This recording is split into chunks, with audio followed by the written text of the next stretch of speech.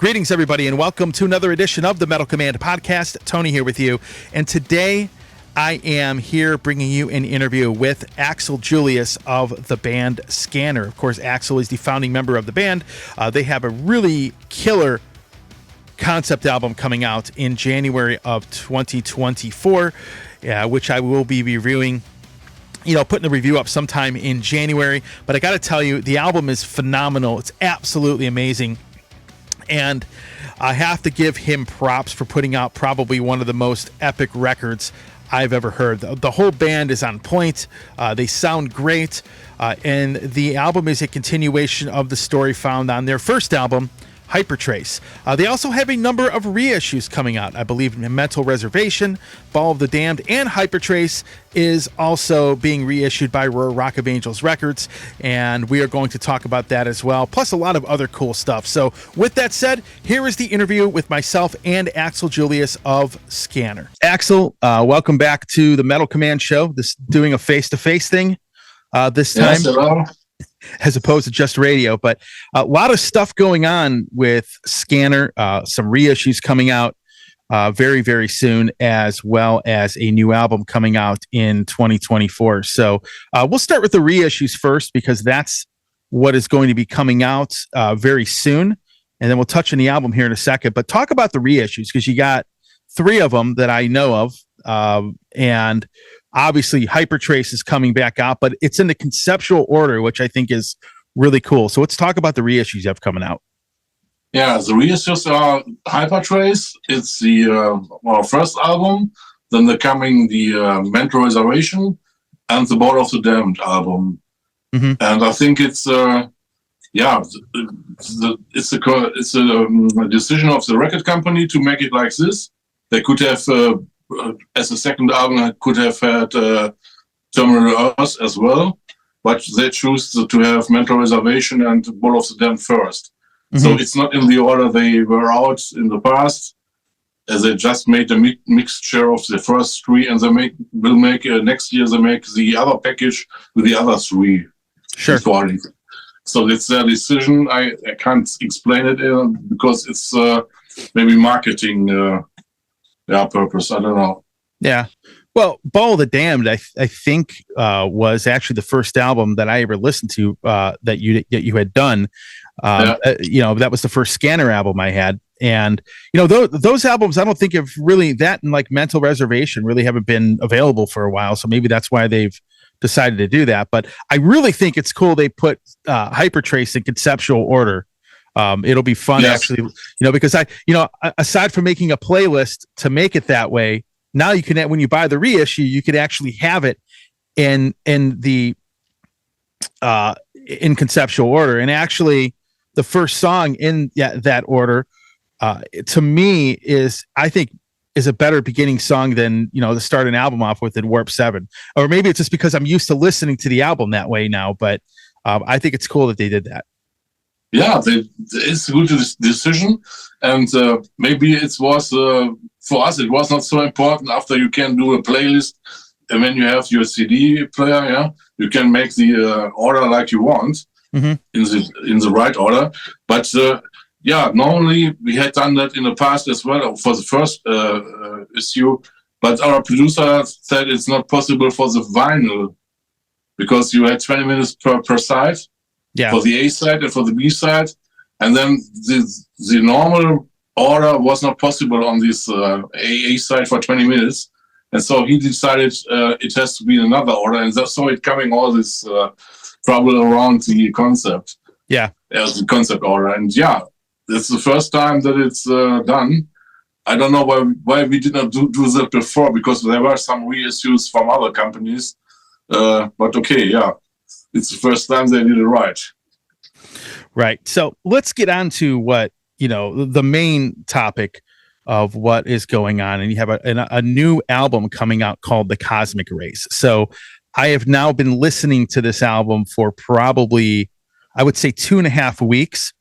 And ever since I got the link, and I'm going to be honest with you, I have followed this band for quite a long time, as you know, and the record is absolutely it might be my favorite album you've put out. I mean, musically, I think it's very, very intricate. It is the concept and the songs and the way it's done is really well thought out. And obviously, you spent a lot of time on this album. It is a concept album, if I'm not mistaken, and just kind of following the concept. And looking at the packaging, everything looks great for this record. So, how excited are you for this to finally come out? And how much time did you really spend on making this? Because I'll tell you what, it's a very epic album. That's probably the best way to describe it. It's got a great story behind it, but at the same time, the music has a much different feel to it than anything you've done before. Okay. Yes. Yeah. It's. Thank you for all the compliments. Yeah. It took his time.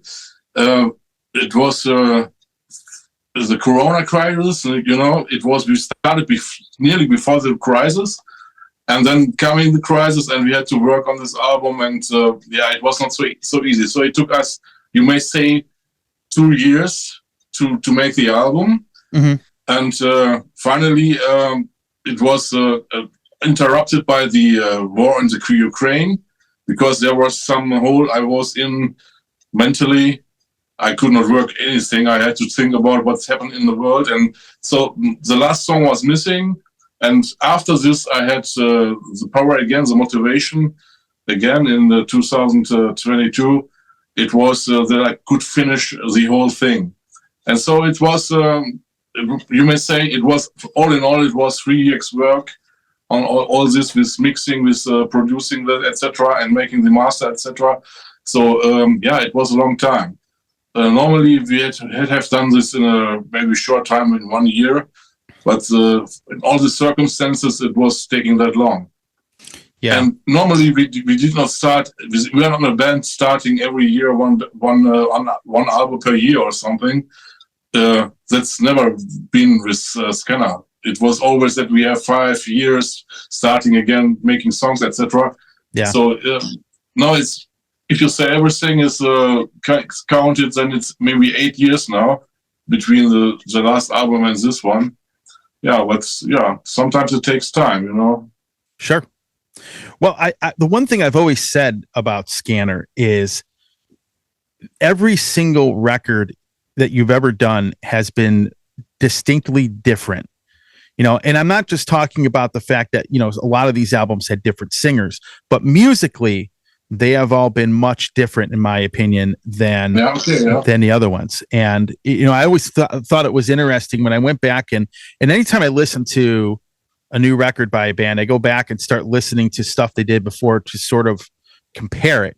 And the thing is, I don't really bother doing that with you guys, because the problem is that every album is a lot different than the other. But this album, to me, when, musically, it just, the songwriting and everything about it, I think went up a level that I don't think you've ever been to before. And I mean that in a good way. I'm not saying the other albums are bad or anything, because, I like them, but there is something just different about this record that really just stands out to me. And when I heard the first song, which is your first single, by the way, the Earth Song, I absolutely was blown away by that, to the point where I didn't listen to the album for like a day because I kept listening to the first song over and over again. So it's one of those things. But what's cool about it is you're one of the few bands. I always have this criticism about bands too, man. Like, where I'm like, they always pick a song on the album that, in my opinion, is one of the worst songs as a single, but you actually picked one that was a perfect song for the single. I mean, it's one of the better songs on the album, in my opinion. And how's the response been? I mean, how have you? Yes, we have. We can say on average it's positive feedbacks, and the people are always like you said, they expect something from our band, and then they are maybe totally surprised because they thought it was like your judgment or it was like this, and now they see, oh, it's different, but they like it. And it could be the other way around as well, as that you say, oh, you're totally against them, they don't like it, but it's not. It's they are surprised, definitely, and and they like it. But they just have heard one song. Now I'm always excited about when they listen to the whole album. You have the choice to listen to the whole album as a journalist, etc. Mm-hmm. But the other crowd, they have to wait. We're coming up with a second single in a few days, and it will be totally different to the first song. It's the Dance of the Dead. You know already, but it's totally different. It's not fast. It's drop tuning, etc. And and we'll see finally when they got the whole album how they like it. But from the view, what I got as the reaction from feedbacks and from the journalists, it's always positive, and that's fine because we were excited about. We were finishing in spring this year, and now there was a long wait for to get all these reactions. Sure. It's the end of the year now, and you have done your job in maybe March, or I think it was April, and then you have to wait for the reactions, and that's a long time. Yeah. Well, Dance of the Dead is a really cool song because it is a little bit of a slower song, but it has a very catchy hook in the chorus of the song. That's right. And you know what? You know what I like when one of the best songwriting formulas that bands sometimes can do is when you have a slower song like that and it sort of builds up into this like really epic sounding, really chorus with a hook in it that really caught me. And actually, believe it or not, that's probably one of my favorite songs on the album. And I don't say this very often, but I will tell you that this is like a flawless record. Like I'm like really looking forward to getting the physical copies once I get them in January, but I'm definitely I consider this an epic record. But that's a great single. So, talking about the concept now, and I loosely kind of followed the story a little bit. Is this related to the Hypertrace album at all? Yes. Okay. Yeah. You may say it's because the Hypertrace is the story before. And Scanner is always talking about a planet called Terrian. Mm-hmm. So we got this song on the first album, Terrian. It was the world the humanity was going to expect when they leave the Earth. Yeah. And now it's the point humanity is leaving Earth and is going to Terrian. And they try to get Terrian as settlers, to get a new planet as a habitat. And to have a new world and a peaceful world, and the Scanners thought it was possible to get this by taking make a choice of the persons or the human beings getting in the spaceships and were chosen ones. He said it should be not. They should not be fed with religion. They should not be fed with some maybe dictators or some. No, you know what I mean. Mm-hmm. And when they arrived on this planet, it was maybe 2 years. It was okay, and then coming all this trouble we got on Earth started again, and he had to recognize that maybe it's in a human being is all these attitudes that come to riots, that they are renegades, and that there's trouble, etc. And he had to find a concept how to get this into normal orders again without being a dictator or something. And that's not so easy. So this is a story about what the main theme behind the concept album. Mm-hmm. Because it's mankind's second chance. You're starting from square one on a new planet. And after 2 years or something, it's similar to what the Earth, what happened on Earth, and they wanted to do it different. So, that's the story. What the story is about. Well, I think it's really cool you continue that story because Hypertrace has always been an album that has been loved by a lot of people that are into power metal, and I still consider it probably one of the better albums that came out in the 80s. So the fact that it kind of continues that story, and continues on with that, I think is great, along with the music. That's probably, like concept albums, I'm somebody that absolutely loves them. So I like following the story and getting into them. And that was another, we call it frosting on the cake, meaning that the album was already good, but the fact that it's continuing on that concept, I think is great. Yeah. Thank you. So I want to talk about another aspect of this band that has really impressed me. It's your singer. And, you have the singer in this band, and I forget, how do you pronounce his name? Excuse me, I don't remember. It's he's Greek. Yes, and correct. In Greek, I can't tell you, but in Greek, it's similar to Ephemios Ioannidis. Okay. Ephemios Ioannidis. And we say shortly FD. FD. So we'll refer to him as that. So FD, I will tell you, fits this band perfectly. He really does. Because when I remember you put out the Galactose tapes, and I was listening to him sing on some of the older material. Yes. I know we talked about, for those that maybe have not heard the interview that I did with you, we talked about, instead of releasing a live album, you put out these, you re-recorded some of the songs from, previous records. And the thing that was really cool is listening to him sing those, because all of the singers on those albums are distinctly different. I mean, one of them is a female singer, and that, right. And he really did a great job on those. Plus, obviously, singing on these last two albums. And talk about getting him into the band. And what was it about him that made you think this guy's the perfect fit? Yeah, you see, it is 20 years ago. He's 20 years in the band now.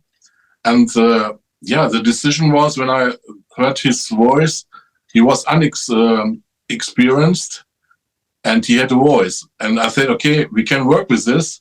Mm-hmm. And if he is ready to work on this, then we can work for a long time together. And it's 20 years now. And he had to, like you said, he has to sing the first singer, he has to sing like the second singer, he has to sing like a female, etc. And when we played, maybe it was in 2010 or something, there were always fans asking, where's the first singer? And I thought it was kind of unfair to ask FD, after 8 years being in a band, that he is the new one, and they did not accept that he is the singer of Scanner. And after another 5 or 7 years, I was so fed up with these questions. Hey, is the new singer? Yeah, I like the first singer much more, blah, blah, blah. And I said, no, okay, FD, we have to do something. We have to do a record where you sing all the old songs, that they see that you are a live singer since 15 years now, and you can sing all this material. And this was the motivation to do the Galactose tapes, like we did that. Mm-hmm. Because to show the people that he is, that they don't miss, when they come to the live concerts, they won't miss some of these singers before, because he can do the job. Mm-hmm. Yeah, I prefer, I prefer, when I listen to Iron Maiden, I prefer Bruce Dickinson as a singer. Okay, but we cannot have this first singer again, so we have to manage that somehow. Yeah. So, and FT is in the band now for 20 years, so it's kind of for the old fans to accept that, mm-hmm. somehow. I think this was necessary.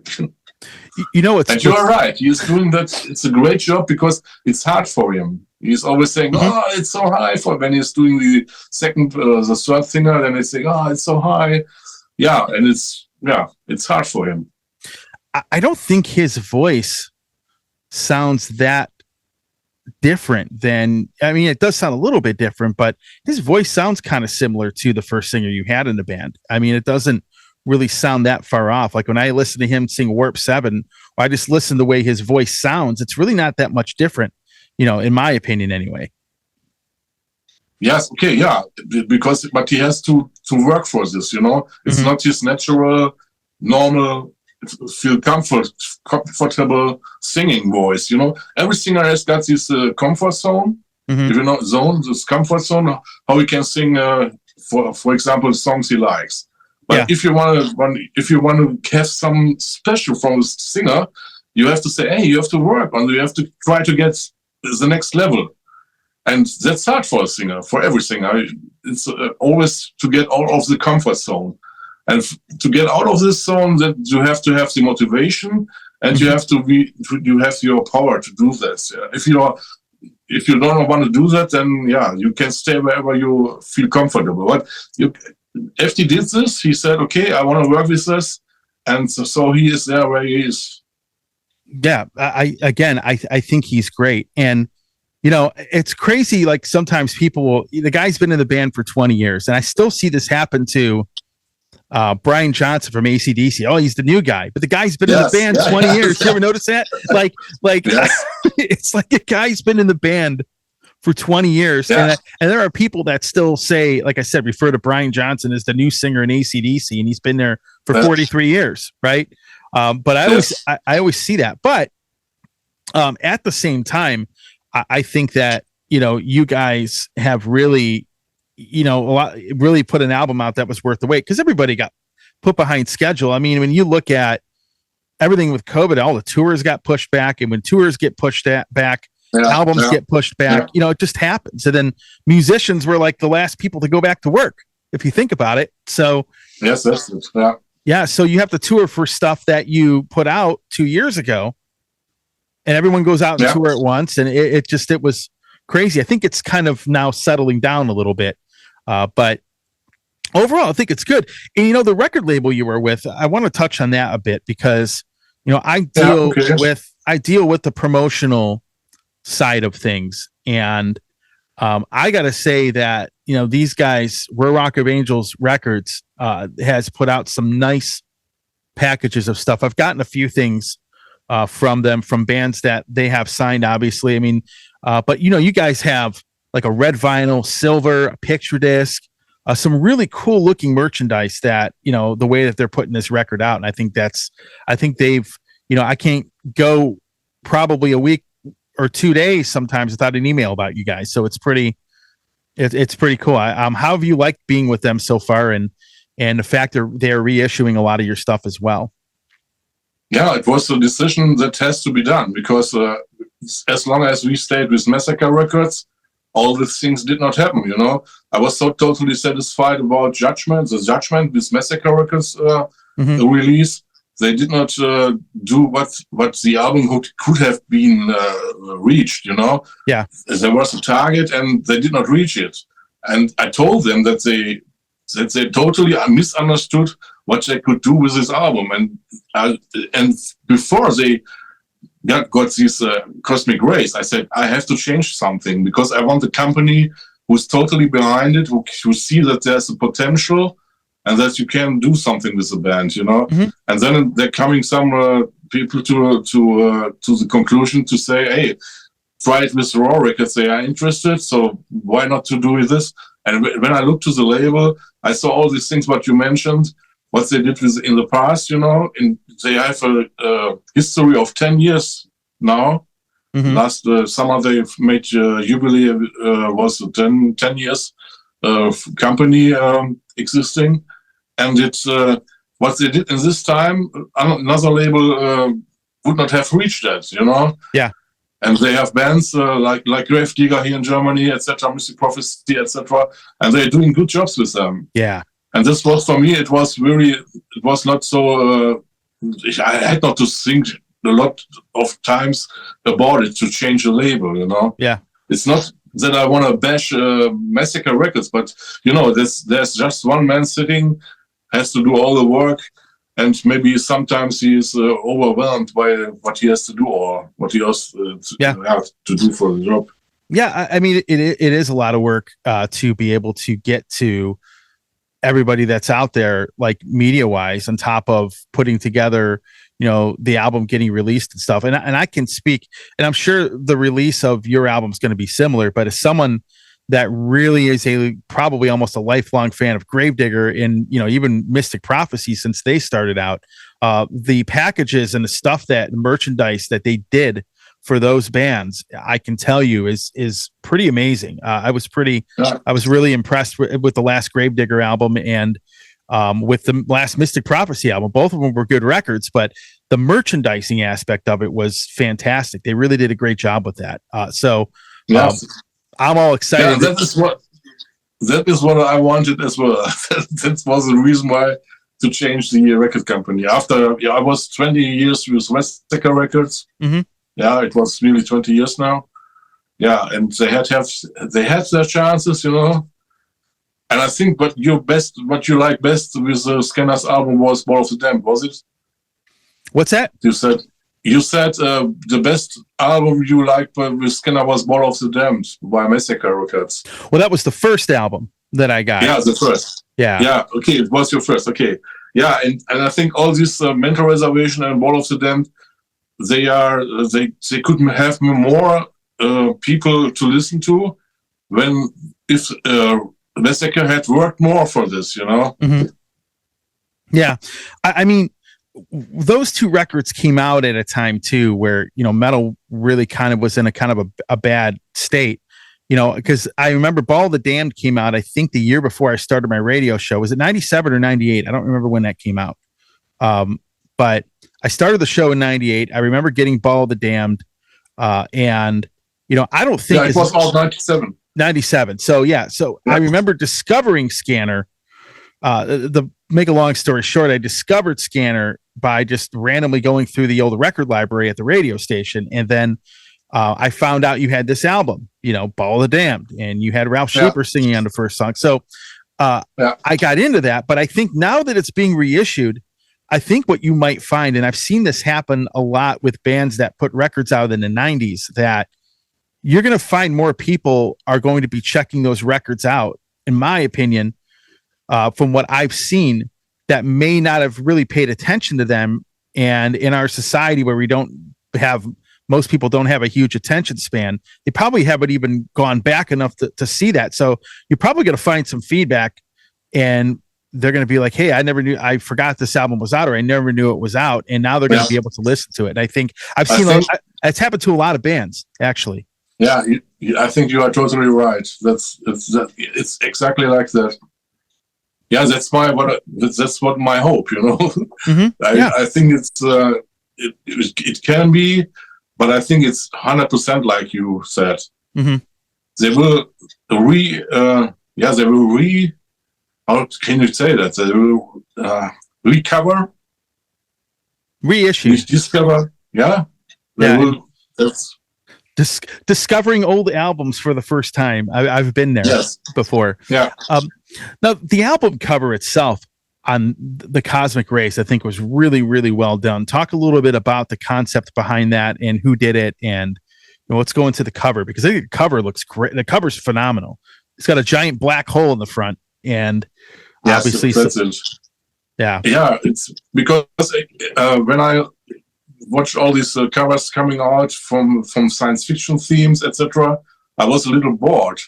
And I said, it's always the same, because we are in this métier, we are in science fiction, etc., but it's always some technical. It's so cold and technical. And I wanted some artist who had another handwriting. And so I came up to Egyptian girl. She is a young artist in Egypt, and I asked her, I like her artworks, etc., if she can imagine to do something for a heavy metal band. And she's got no point. She's got no, I don't know, she never heard about German metal bands, She was totally interested. I said, yeah, what is it? What kind of music? And I told her, yeah, I can send you 1 or 2 songs, and then you can find if you like it. And I tell you the story. And I told her this concept story. And her answer was, yes, I'm totally interested. I will do this. And then she started working. It was 1 year before we started the recordings. And she said, okay, keep me updated. If there's some change in songs or in text work, in lyrics, then please tell me, then I can make another picture. I said, no, you are totally in the theme, and I see what in my head, it makes totally sense. So then she worked on that, and we have the booklet. It has some more of her pictures. So she is guiding the whole story. and there are some more pictures coming for each song, etc. And it was so I don't know, it was so extraordinary because she has nothing to do with metal. She never listened to our music, and she's not used artist, because nobody else said, okay, let's do some cover with her or something. Mm-hmm. And I don't know if she's willing to do that again, but it was really lucky to find her. Yeah. Yeah. The great thing about that too is one of the things that in music in general, that in metal, and this is probably not just related to the heavy metal scene, but everybody using the same producer, a lot of people using the same, like 4 or 5 artists. So you went to somebody completely different who had no idea really about the metal scene, and you have an album cover that it almost looks like was it a painting, or did she do that as was it digital? Because it almost looked like she painted this when I look at it.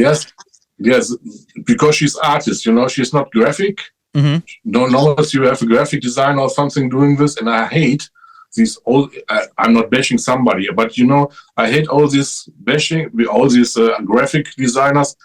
Every line is in horizon, and every line is in vertical, and that's too perfect. It's not art. It's for me. It's I don't know. It's static and technical. And I like this if someone is hand painting, craftsmanship, etc. And if some artist is working like this with digital artwork, or is able to do this, then I like this very much. So mm-hmm. I will support this kind of. Yeah, it's definitely like you said. And what you said, everybody's taking the same producer. It's totally correct. And for me, it's a basic decision to get all. For example, if you start with the recordings, you can make the choice: do I use the original sounds or do I change it? It's easy to change maybe all drum sounds to have the perfect sound that everybody knows. Expect when it's metal, it has to sound like this, and that's the first thing I don't do, because I record maybe 3 weeks a drum kit. And I want to have my sounds, and I want to hear my sounds. And if they are weak, okay, they are weak. Then I have to have a better drummer or something. But I'm not ready to use all these samples. I'm not ready to use all these sounds everybody uses, etc. And that's how I try to do my album, mm-hmm. or my recording. So that's what I mean, my recording. So yeah, that's different. Yeah, of course. Yeah, and that's the thing. I'm looking at this artwork. I'm just sitting here looking at this, and it's just very, very unique looking, because you went completely out of the scene to get it done, and I think a lot of that, because a good example of what I'm talking about too is, you'll have 10 thrash metal bands all get their albums done by Andy Sneap, and the mixing in the albums almost sound the same, right? And the fact that you didn't go that route, I think, was great, because I'm looking at this artwork, and when I saw the artwork, I was like, holy crap, man. Like, I could just tell if this album was going to be different, and just by looking at that. And then obviously when I heard the record, it proved my theory correct, to say the least. But yeah, yes. I'm happy to hear that, because it's always it's a balance act. If you try to get the right thing to what you did on the audio wise, mm-hmm. to get it visually on the same balance level. Yeah. And if you said like you said, then it's exactly what I wanted. And that's so important, because if you have a cover and the music is totally different to what you expect, then it's not in balance, Mm-hmm. Yeah, with the album cover, it's like the old days of like Iron Maiden, when they used to come out with a new cover, and Derek Riggs would paint this cover, right? Yeah. And you had the artwork back then was so much different. Everything's now all CGI and everything, and I like the fact it just has more of a human feel to it, and I think that's probably what I like the most about it. You have a unique style of playing. I've commented on this numerous times and many times over the years. And guitar players that influenced you, who are they? And are there any other people today that maybe inspire you? Because obviously I listened to the first song in the Judgment, FTB. I listened to that. Just that whole playing technique on that song is crazy. And it's so much different than what anybody else does. And talk about that aspect of your guitar playing. Yes, okay. When we started playing the guitar, we were maybe around 40, 50 years. There was one guitar player. It was Rory Gallagher. And he was very influencing for us because he was blues player, but he was already really hard playing. It was not just the maybe Steve Ray Vaughan thing. It was a little more distorted, etc. And so this was a great influence. And then coming all this other stuff with the soloing of the guys from Judas Priest and Iron Maiden, and we tried to get this technique to get as good as they are, etc. And yeah, this was some of the main influences that I got. The personal best was my idea from Gary Moore, because he was so melodic guitar player. And I like Michael Schenker in UFO as well, but I think I like more Gary Moore at this time.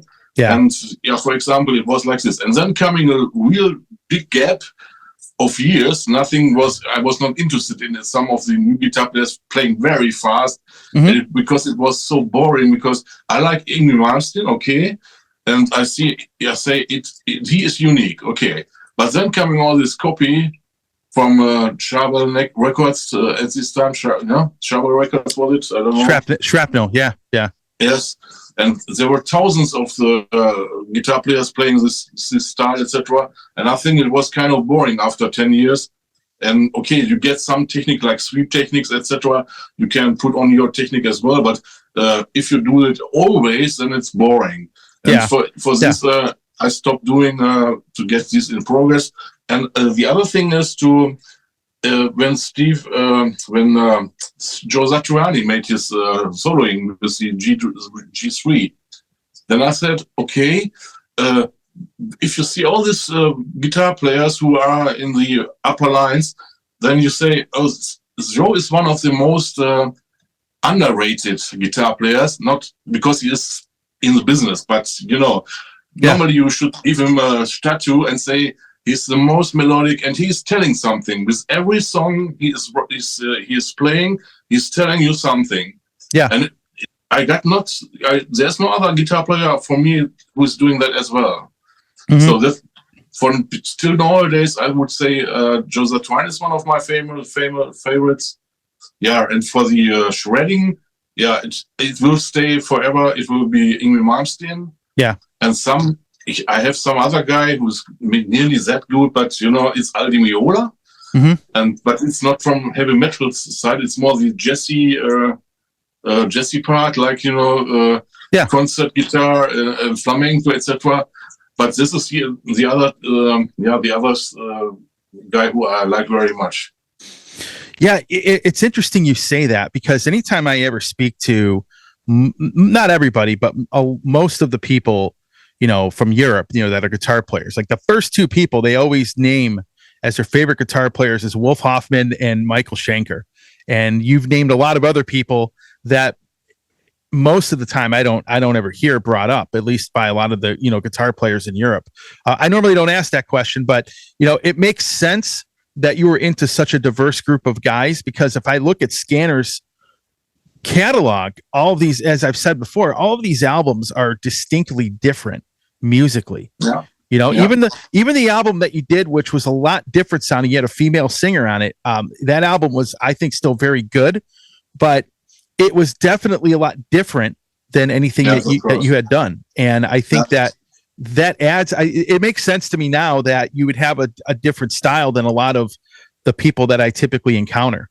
And so I like it. You named Satriani too. He's somebody that when I talk to people from Europe, they don't bring him up too much. Here they do. Maybe. Yep. But normally he's one of the best. Although he's not boring, and he's so many years now in the market, and he's never boring. That's it. Yeah, I remember that first album. I think it was Surfing with the Alien. Yes.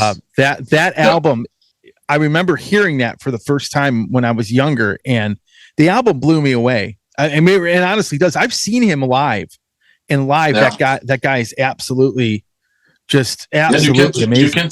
You can make a comparison to Joe Satriani's album from his career. When he's doing something, he has to tell something. If Ingrid Malmsteen makes the next album, it's nearly the same what he did 20 years before. Yeah, and he's another type of guy, but he does not have to have a singer. He just says, I play my guitar, but there's nothing to tell anymore. Mm-hmm. But he's an idol because he was the first playing like this, and everything else is copy. I think I see it like this. Sure. But just to compare these both for Joe Satriani and Ingrid Malmsteen, for example, this is two worlds, Yeah. Too different. Something that we've talked about, talking about the old days of coming up, being on Noise Records and coming up in the 80s, how you have a lot of these bands that have had a lot of longevity, right? That came out from that label. I consider Noise Records one of the most important record labels to come out of Europe because so many bands that were there are still around today. But we talked about the differences between back then and now. Back then, all these guys in these bands, a Creator and let's say Halloween or Gravedigger, all these bands that, or even Rage, most of these guys, that's the only band they've really been in. They're not really going out and doing like 27 projects with all these other people. And I personally, and I don't know how you feel about this, but as somebody that gets a lot of albums sent to me, as time has gone on, I get more stuff sent to me, but I'm still liking the same amount of albums, which means that I'm getting more quantity than quality. I don't know if you feel that way, if you go out and listen to music at all. And we don't have to name anybody specific, but I think that's something that's changed a lot. Yeah, I think it depends on, it's the time, because you can't reinvent the music nowadays, maybe, because if you start from the 80s, there was I think it was a challenge to be as a German band, to get recognition, etc. And the bands just made what they liked. Yeah, there was not the best player, there was not the best band, etc. But they played what they liked, and they were behind it 100%. And nowadays, I think it's always this. Some of the people in the band got 5 or 6 bands. If it's not functioning with the one band, they go to the other band and try there to be successful, etc. And so the power behind some project is not anymore that like it was in the 80s. Yeah. And on the other hand, there are the record companies. It is the same. In the 80s, they give all the money to the bands and give the power for the promotion, etc. And nowadays, they just make it with quantity, not with quality. Yeah. If a record company takes the bands, they say, okay, don't care about what they're playing, but a few people will listen to it. So they are in the portfolio for some labels, and they just, I think it's called, I don't know the word in English, but Kanonenfutter. Yeah. Just to have it in the label, Yeah. And they have to pay to be there in the label. That's totally shit, I think. But there are some bands that are doing that. Just to be one of the biggest. I'll tell you what. One of the biggest industry standard things. I think this is what happens with a lot of record labels, and this is something that I've noticed, and I noticed this change is the fact that Spotify is now like the industry standard to kind of like gauge a band's fan base. Are you going to book a tour here? It's not really, obviously it's not record sales, but they use Spotify numbers to really evaluate bands. It's so much different than it was back then. And, like they will gauge your Spotify numbers, but you're right. What used to happen, and I'm sure you can agree with me on this. If you are a successful musician, it means you are on Instagram, you are on X, on maybe on Facebook, etc., and you have likes like 1 million or so, I don't know. Then you are successful. In the past, it was when you are selling albums and people like you and buy more albums, etc. Yeah. Nowadays, it's just the other way around. Nobody's interested in the physical CD or vinyl, maybe. Just in the heavy metal scene, there are still some followers who just, they are really buying vinyl and CDs. But for example, in other music, in pop music or popular music, they don't buy this physical material. They just give the download links at Spotify, etc. And the industry thought MP3 was the killer of all these music, but MP3 definitely was not the killer. Nowadays, Spotify is a killer. Yeah. It's a real killer of the music, because if an artist isn't paid anymore, and if I got this the accounts from Spotify, when I see the songs are played, and you got 0.003 cents for one download. Yeah. Then you can imagine you have to play thousands to have 1 cent. You have to have 1,000 downloads to have 1 real cent. Yeah. And that's, I think I had a number. I think this was probably, I don't know, almost a year ago. But I think in America here, to make minimum wage, I think you have to have like 1.5 million streams on a song to get paid, just to make minimum wage. Which I don't remember what minimum wage is in this country, but it's like eight something an hour. I could be $8 an hour, something like. I can't remember what it is, but yeah, it's crazy. The first who was complaining about it was Madonna. When it was 10 years ago, Madonna was the first who said, "Hey, I looked at my account and I got 3 or 4 nulls less on my account." Yeah. What's the shit is happening? And everybody says, "Okay, Madonna, she's Madonna. She's got enough money. What is she complaining? What's she talking about?" It was like this, but she was totally right, because if she recognized it as an artist who is paid so much, so well, and says, "Okay, there is a loss of money that is enormous," then you can imagine how for a little artist what this means, Yeah. And for some artists, it was like they could not play in a band anymore, or they could not hold the band in the business, because they have all these efforts not paid, and that's a reason why some bands are dying. Yeah. Of course. I always go back to 2001, and I always remind everybody that Lars was right.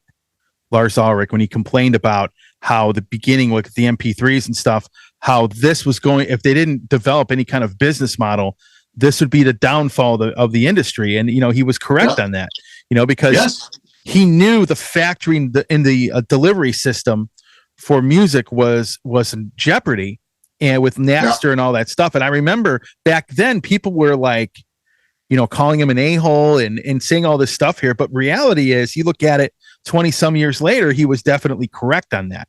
And on MP3, it was Metallica with Lars Ulrich who complained about that, and was totally right to go against Napster, etc. And I know exactly, because the lawyers are in Essen here, near 5 kilometers from here. Yeah. And I had some contact with them. And I know exactly how Metallica are thinking about the business. Because when I made the website from them in Germany, it was in the 2000 year, when they had no products on the market. And the record company, the big record company, Universal Records, did not do anything for them. They just were waiting that they were back into business. And their website was free, and I grabbed this website. It was Metallica.de, and then I got some contact with the lawyers, and they said, "Yeah, you can do the website. Okay, it's okay for us. We give you the contact to Metallica, and they will decide what you can do and what you have to leave." So I said, "Okay, that's nice." And at that point, we discussed something about that they did not want Universal something to do for them. And this was their company in Germany. They were so fed up with all this shit. They were not holding to the band, for example, in this crisis. And it was like, no, we want to do it different. And yeah, you can learn a lot out of this, because this band was totally in the business, knew everything what was going wrong, and they made their own decisions. And so I'm not the guy who's saying Metallica did everything right in their career, but this was right, telling the people what there's with MP3 and Napster, this is totally wrong. Yeah. And I was fine with this. Being in Europe and being in the beginning of the whole music scene that was there, the metal scene back then, and being part of Noise Records, over here in the US, we had, labels like Megaforce, and we had Metal Blade, and you had Noise Records. And, how important do you think that label was, looking back on it? I mean, how important of a label was that, and what made them successful? Because obviously they brought a lot of bands into the mix that are still around today. The Noise Records was very important for the independent scene. They started with punk rock, and they developed to much harder music. And then at this time, punk rock was it was unique, maybe for some time, but then it coming more and more popular, and then there must be some more extraordinary music, and they switched to metal, to heavy metal. And it's not noise alone. It was co-working with the Steamhammer and with SPV from Manischitz in Hanover. It was the distributor, and these both were they were the main power to get all this independent stuff in the market. Right. They worked together, and that was it. And Noise got all these bands, and SPV was the distributor working against all the established Universal, Warner Brothers, etc. here in Germany. Or EMI, for example. So, and that wasn't a pact. I don't know. It's an English word for pack. It's a pack, they were companions. Yeah. And said, okay, let's pact, as they call it, the market. Yeah. And they did that. And that was very important for a different scene, not to have the majors with all their, smoothie doozy music, just to have some stuff that nobody was expecting in the music market. And that was what Noise was doing. And that was really, pioneer, Yeah. The thing that's crazy, I thought about this yesterday. I was looking at all the bands on Noise Records, and I realized that even when, metal was kind of in a dark place, it really wasn't what it was in the 80s, like back in the 90s. Almost all of the bands, so many of these bands that run Noise Records were still putting albums out.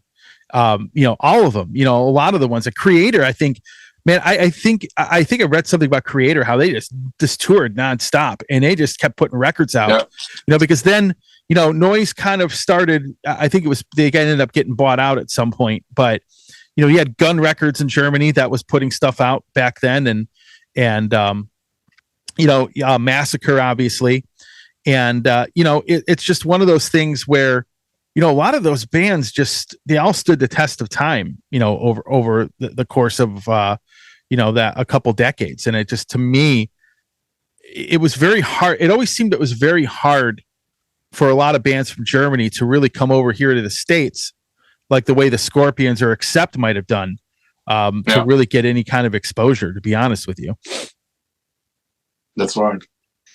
Yeah, but yet I think it was a problem. We had the offers.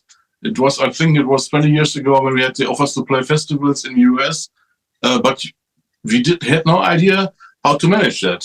It was just an inviting, and then you see, okay, what's going on? We have to have Visor. How is it going? I never heard about how to get the P1, for example, and so that was not possible for us, and maybe in the beginning when the record companies did it for Scorpions or did it for Accept, that was the difference. But there were so much bands for the new labels, for the independent labels, who had the possibility to play in the US, and they did not do anything for them, because they are not for the touring concept. They are just for selling the records, and then you have to have a booker. But at that point, were no booker is so much experienced to bring German bands to the US, for example. Yeah, yeah. And we did not find somebody. No, oh no, I gotcha. It's weird. Why do you think a band like Accept or Scorpions were able to come over here and be successful? Because it's, anytime a band from Germany comes over here, it doesn't matter who it is. It could be Primal Fear, it could be, Halloween will come over here. These bands, I mean, they do have followings, but they don't have the following here that they would say in South America or Europe. Why do you think it's been so difficult for a lot of these bands to just really never catch on here? Yeah, I think it's for Scorpions. I think it was easy because they were totally fed up from Germany or about Germany, because they knew, okay, they don't like us here. Beginning, it was in the 70s, 76, 77, as around this area. And they said, okay, we never make it in Germany because they don't like us. We are from Hanover, we are snobby, and they don't like us. So let's try it in Japan. And everybody was laughing, Japan and so. I liked their music, but there was no lobby around them who said, okay, we make them big in Germany. So they started with Japan. And this is like how the market was functioning. If you have Japan, then it's the US. There's a band is interesting for Japan. Maybe, we can get that in the US market. So they made this. It was the way, not the direct way to the population, to the popularity, and it was a good way for them, And they definitely had the chance to play on the big stadiums in the US at that time. It was early 80s or something. I don't know exactly, but something around that. And after this, there was just the second band as popular as the Scorpions. It was Accept. Yeah. And they tried it. But the first tour for them, it was horrible. Because the record company did not pay them. They were on the tour and they got no money anymore. They phoned back home and said, we need some money. The bus has no petrol. We want to get to West, Ohio, etc. And how do we come to the next station? Yeah, the record company did not send the money. And the tour was, it was really hard for them. I know that. Yeah. Because I read some articles at the time and they were complaining about that. So, that's the deal. If you have somebody who is behind you and he's paying for all your efforts, then okay, then it's maybe functioning. No? Other way around is somebody's inviting you and paying you much fee that you can afford that. But it's not always done by that. Yeah, a lot of that early Scorpion stuff too, when Uli Roth was in the band, that stuff was great, especially for its time. It was just a lot different. He was a different type of guitar player, back in those days, especially when I listened to a lot of the first 2 or 3 Scorpions albums that he's playing on. It was just so different what they were doing back then. Yes, of course. Yeah. I think I forgot to mention that we, of course, listened to Scorpion things, the Tokyo tapes, etc., and it was Uli Roth, of course. Yeah. That was not Schenker Brothers, it was Uli Roth. That's definitive. No, I got you, man. So, got a couple more questions for you, and then obviously we will end it off here. But you guys, I know you don't have anything set in stone, but you guys are obviously going to be touring and stuff like that. And for those people that, bands, they always announce albums coming out months in advance because it does take, the logistics of getting everything made, like the physical product always takes a long time. But with tours, the cost of everything is so expensive compared to what it used to be. And I went and I remember looking at a balance sheet for a bus. And I think the bus was insane what it cost per day to operate a bus. I mean, it was like the renting of the bus was like $600, but then you have the gasoline on it. You have the maintenance on it. You go by, they charge you by, the mile or the kilometer, right? And it adds up to be like, in some cases, $3,500 a day. I think there was one band, I don't remember who it was that told me that I think a bus per month for them was like $40,000.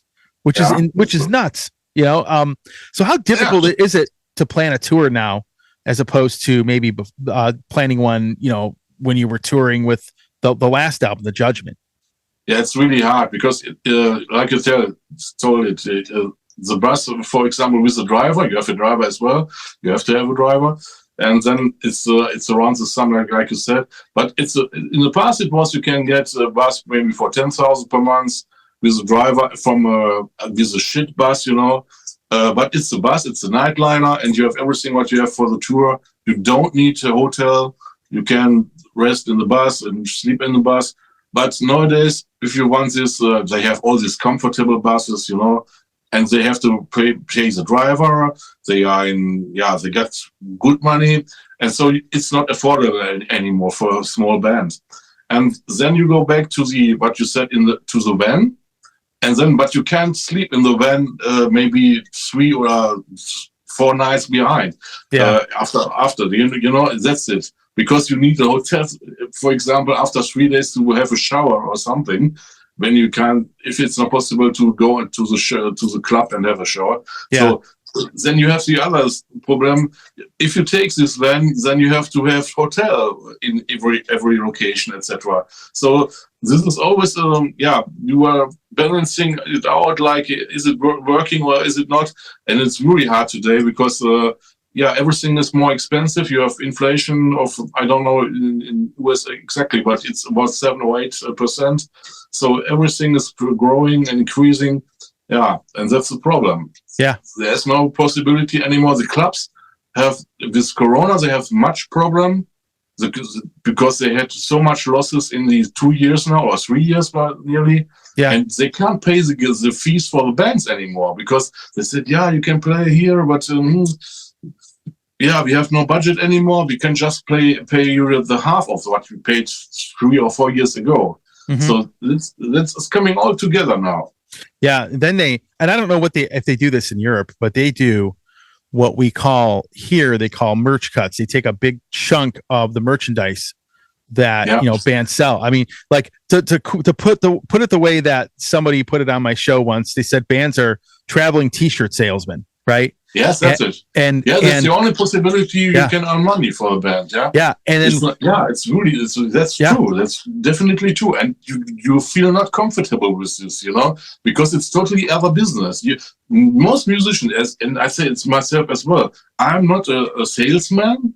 Mm-hmm. I will be more artist than a salesman. And if I have to think about, which t-shirt do I have to do that I make big money, then it's a totally different business. And it's not mine. And somebody in the band has to do this. And you say, hey, you're a bass player, you do the business because we want to earn some money. So, that's the thing. Yeah, and now a lot of venues, though, take money from the t-shirt sales, right? Like the way that a lot of what they do over here is, you obviously have the cost of the shirt. You have to pay the merch. You have to pay the merch guy. And after you have all those costs, let's say the shirts, shirts are like $40 here. I don't know if it's like that there, but they're like $40. So you say after all these people are paid, you might have, let's say $20 left over, right? Well, then no, that's not too much. Yeah, I think it's too much. Normally, you have just when you have to pay if you have paid the shirts before, then at least you have maybe $3 or $4. Yeah. Well, no, what I'm saying is the bands will charge a ton of money like that, but then that $20 that's left, the venue comes and takes a percentage of the gross price, that $40. So there's like $3 or $4 left. And then you then you figure you got to divide it up between the people in the band. Then you pay taxes on it. So that's kind of what's happened. And it's really weird. Yes. Yeah. Because in the past, no club was interested in your merch, they give, in this corner you can put it. Mm-hmm. And they were not interested. And nowadays it's like you said in Germany as well. Sometimes you have to pay for that. You can use the corner there. That's really, that's it. There was one band that sold so many t-shirts that the amount of money the venue took, they had to write the venue a check. They actually lost money selling shirts, if that sounds crazy. And I know that sounds nuts, but I mean, that kind of stuff happens. And I think a lot of people are becoming more aware of it. But I think a lot of people, when they don't understand why a band doesn't come to a certain area, or why, there's a lot of expenses involved with it. And it's always been like that, but now it's a lot worse now. Yeah, that's it. And then when the pandemic hit, everybody tried to go tour all at once. Everyone's like, all right, out of the gate, you'll have 10 bands playing in one area, and sometimes 3 or 4 in a night. But let's say you got 8 bands coming in 1 week. We got to pick one that you're not going to see, and then people only have so much money. They might go see 2 or 3 of them at the most. Yeah, that's right. Yeah. So, people don't like to. Yeah, it's like, and people, it becomes, it's an uncertainty, because then they don't know. People don't know. Are these shows, are we going to have a big walk up? Let's say they expect a couple thousand people, per se, and they sell 100 tickets. You might get a huge walk up and sell it out, or you might get another 100 tickets. And then it's become very unpredictable as well when it comes to that kind of stuff. Yeah. Very, very uncertain future. I think we've kind of hit sort of the bottom. I think it's going to get better. That's my opinion. No, you are right. It's totally right, because it's the same here in Germany or Europe. It's exactly the same, and it's not the climax. It's a development that I think it's getting worse and worse. Yeah, it's not the end of the story. Yeah. Do you feel now that you have more fans or more people gravitating to Scanner now than say you did before? Do you feel like you're a little bit more well known? You have a bigger fan base just based on the internet and social media and stuff like that. Has that helped you guys out quite a bit? Yes, that's what I think. So it was, Facebook was definitely a good thing for us, because we got contact to all these the old fans, that they recognize that we are still there. And we had, for example, because the record company does not make some promotional things, so you have just on your own sites, you can do that. And that helps every band. I think who is on Instagram, etc., is better supported than it's done by the record company, for example. Yeah. You have the direct contact to the fans, and you can say, okay, we make information direct from the fans to the fans, etc. I think it's really important for a band today. Yeah. Yeah. But the other thing is, you have to have the I don't know how to tell this. You have to be online every time. It's another business for nowadays, because you have to answer fast. You have to be checking all your mails, etc. And you are always in this. Always you are under pressure to do all these things, because normally you would do other things as an artist or a musician, and you have to do all this in every day. So when you have an album out, normally it was you make a promotion tour, and then it's done for the next album. You have quiet, and you can concentrate on the next album. Yeah. But nowadays it's some fans ask this, some from Japan is asking this. Some guy is asking, do you want to play here? And you have to go to the festival. So this is a totally different business today. Yeah, it definitely is. But I felt that it's helped people like yourself get out there. I remember when I first started my show, I would play some of these European bands that had apps. I mean, there was no what people now. It's hard to think about this, but back when I started the show, there was no social media. You didn't have high speed. You had no high speed internet. Yeah, you had no electronic press kits, so you didn't download the songs to listen to them. People had to physically send you a CD. You had, there was no, it was so much different. Easier. Yeah, and this way it's easier today. Yeah, that's right. And you have more contact to people you never had before. That's really, that's right. Yeah, and that helps. Well, I have to commend you. This record is very, very good. As I've come to the conclusion that it's my favorite Scanner record. And I say that I say that because the musically, the songs that you've written for this, they're so much deeper than anything I think you've ever done. Just the whole feel of this record is just It's completely, it's kind of like it mixes so many different kinds of elements into it, in a sense, where I go and I say, Scanners never put out the same album.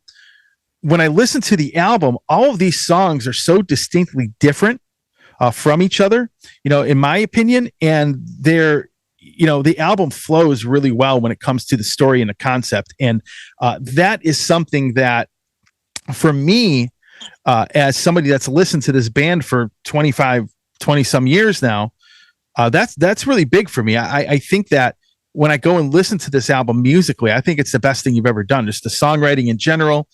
You have the concept on top of it.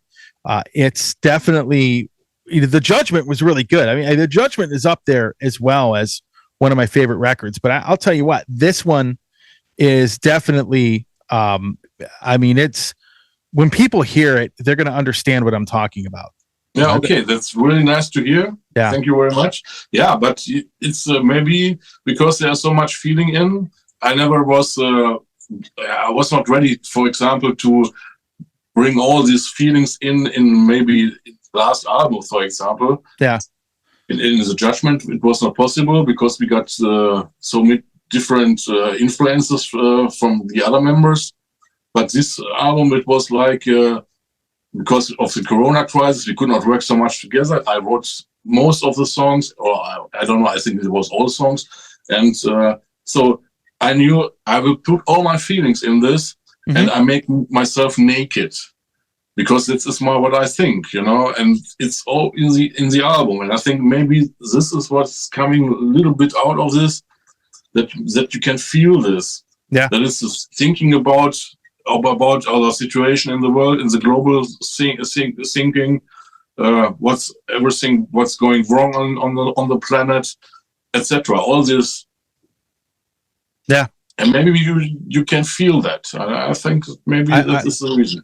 I can relate to it from somebody that is a songwriter, because I wouldn't be writing what I'm writing now if a lot of this stuff hadn't happened, and I totally get it. And I've noticed and it's funny because I've noticed this with a lot of other bands out there.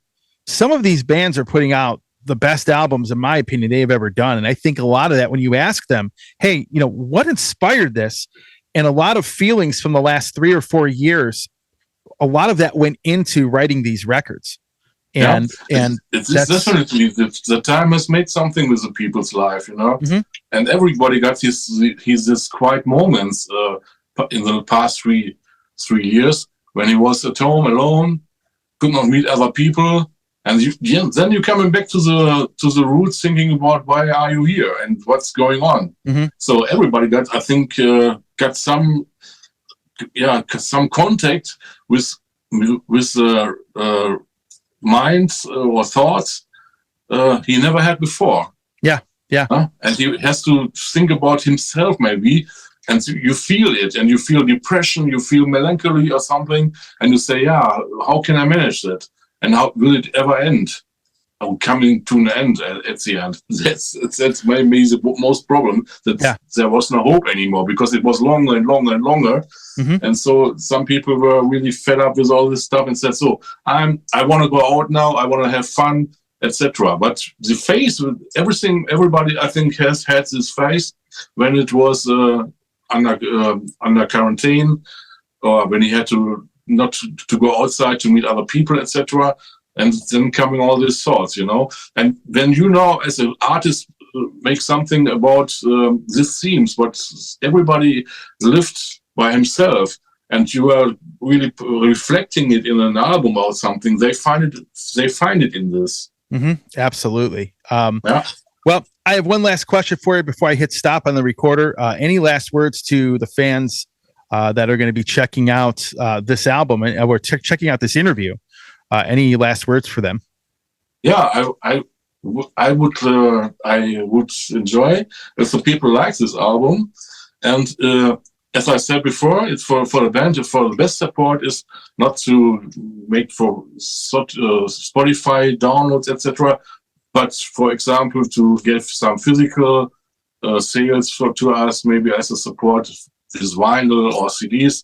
It's more supporting the artist or T-shirts, etc., than all these streaming stuff and Spotify things.